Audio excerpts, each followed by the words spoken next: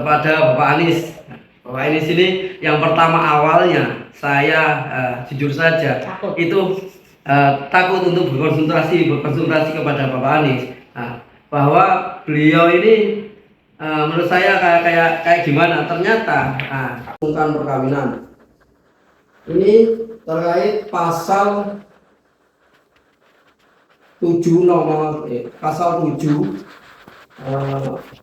ayat 3. Mulai wanita atau laki-laki yang belum cukup umur, berarti di bawah tahun.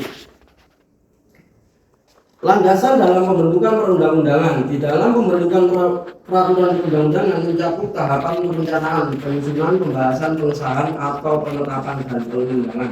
Setiap pembentukan peraturan perundang-undangan harus diberi rentang 3 tahun dari 16-19.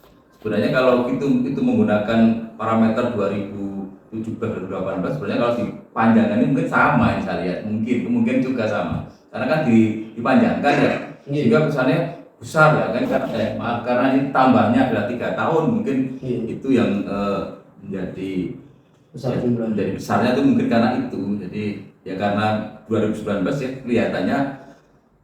kelihatannya besar. Nah, mungkin kalau dilihat lagi detail misalnya mungkin sama, kalau seandainya ditata lagi, sini sampai ini berarti sebenarnya sama, bisa juga berkurang ya, karena pembandingnya dari angka ini ya, karena 3 tahun ini tidak tercover dengan baik. Oke, yang pertama. Yang kedua, bagaimana dampak peningkatan usia perkawinan terhadap dispensasi kawin? Ini maksudnya apa? Itu maksudnya gini Pak, saya ini meneliti bagaimana dampak yang ditimbulkan ketika dirubahnya Undang-Undang Nomor 1 Tahun 1974 ke Undang-Undang Nomor 16 Tahun 2019. Dampaknya itu, apakah banyak dengan dirubahnya ini banyak perkawinan anak atau tidak? Terusnya lebih dalam ya, kalau banyak sedikit itu nanti relatif ya, mungkin lebih dipertajam gitu maksudnya. Itu punya gagasan. Sebenarnya ada yang saya inginkan dua masalah sebenarnya. Pertama ini lihat dampak dispensasi terhadap usia kawin gitu ya mungkin ya. Itu mungkin menarik. Pasca ya dampak dari dispensasi perkawinan terhadap itu ada variabel. Pembahasannya di dalam 37. Di pembahasan ada sebenarnya di dalam 37 ya, nampaknya di sini ya. Yang kedua yang berkaitan dengan bagaimana dampak dispensasi terhadap jumlah usia perkawinan dan jumlah ya. Iya, jumlah angkanya. Iya. Dapat dispensasi kawin antara perkawinan anak yang halaman 37 mungkin bisa data dari permasalahan. Kita dengan permasalahannya itu kelihatan. Lalu muncul Undang-Undang Nomor 174 Junto 16 2019. Ini gimana? Nah, junto itu harusnya. Ya, salah satu. Itu undang-undang yang berbeda. Ya itu ya. Berhubungan ya. Tapi berkaitan gitu. sama. Iya. Berarti cukup disebut Undang-Undang Nomor 19. Betul ya. Undang-Undang 16. Tentang Perubahan. Jadi bisa disebut Undang-Undang Nomor. Kemarin begini Pak Jem, memang kendala orang hukum itu ketika undang-undang itu dirubah ya, waktu Ibu Maria itu Pak ya. Ketika dirubah, rupanya saya sebagian ini yang tulis yang mana itu jadi masalah Pak itu. Iya, ini yang paling belakang atau yang depan itu, karena hanya 1-2 pasal gitu. Karena hanya satu pasal. Gitu. Dua pasal.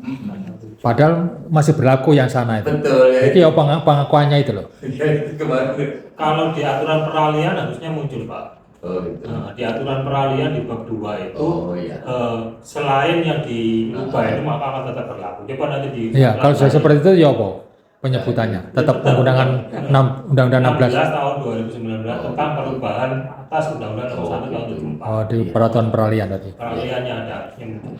Jadi nanti disesuaikan ya kan. Ya sama, undang-undang pelindungan anak kan ada 2 kali berubah ya. Betul, Tapi ya. kan yang pertama masih berlaku ya, terakhir yang 16 2016 kan tetap disebut perubahan kedua. Oh iya. Perubahan pertama 2014 atau 2000. Berarti tidak perlu dijungto itu Bu. Nggak boleh karena sama. Bukan jungto. Kalau misalnya tindak pidana kekerasan misalnya, junto pasal 55 berarti di situ ada berulang. Itu kan berkaitan berulang, 55-nya kan berulang. Yang perbuatan kekerasan yang diulang-ulang. Nah ini kan tidak sama, nggak boleh junto. Gitu ya Mas ya. Kemudian yang berikutnya halaman 17. Ya, ini tidak tahu maksud dalam Faris landasan dalam pembentukan perundang-undangan sepatutnya ini kan tidak nyambung. Lihat penulisan sistematika isu hukum yang diangkat, kemudian kebaruan isu. Ini kami memutuskan bahwa Mas Saiful Anam dinyatakan lulus. Dengan catatan tadi ada beberapa revisi ini sudah dikumpulkan di sini yang harus segera direvisi. Pak, nanti 2 minggu. waktu saya perbaikan, saya konsultasinya ke Pembimbing. pembimbing. Iya. Sampai ke penguji juga tidak apa-apa, monggo. Oh, iya. Berikutnya kesan-kesannya, ini terakhir ini, gimana? Apa yang ingin disampaikan? Terima kasih waktu yang diberikan kepada saya. Saya ucapkan terima kasih kepada Bapak dosen, lalu pembimbing juga penguji. Yang pertama, saya ucapkan terima kasih kepada Bapak Jati yang mana telah memberikan masukan-masukan sebelum saya diuji, dan yang kedua kepada Pak Zamroni yang mana mulai dari semester awal sampai semester bisa melakukan pendekatan dan tidak sampai 4 tahun. Saya ucapkan banyak-banyak terima kasih kepada Pak Zamroni karena itu sebuah masukan yang sangat baik atau siap. Ketiga, saya ucapkan terima kasih kepada Ibu Dwi yang mana sudah bersabar. Gimana caranya gini ternyata tetap salah, gini tetap salah. Dan terakhir kepada Bapak Anies. Bapak Anies ini yang pertama awalnya saya jujur saja itu takut untuk berkonsultasi kepada Bapak Anies. Bahwa beliau ini menurut saya kayak gimana, ternyata sudah tahu ketika saya bimbingan kepada Bapak Anies, karena beliau banyak ngasih masukan kepada saya, motivasi semangat, terutama intinya jadi skripsi ini biarpun banyak revisi. Terima kasih semuanya. Terakhir saya ucapkan banyak terima kasih. Saya akhiri, kurang lebihnya wassalamualaikum warahmatullahi wabarakatuh. Waalaikumsalam. Assalamualaikum warahmatullahi wabarakatuh. Tadi ambil aku wedi HP ya. Selisih sebulan ya. Saya 3 tahun 10 bulan. Oh, ini berarti 3 tahun. Ya, 3 tahun 9 bulan Bu ya. Nah, baik dengan berakhirnya ujian berdasar skripsi hari ini, dari saya wassalamualaikum warahmatullahi wabarakatuh. Selamat Mas Saiful. Selamat. Ini. Selamat ya. Terima kasih. Iya.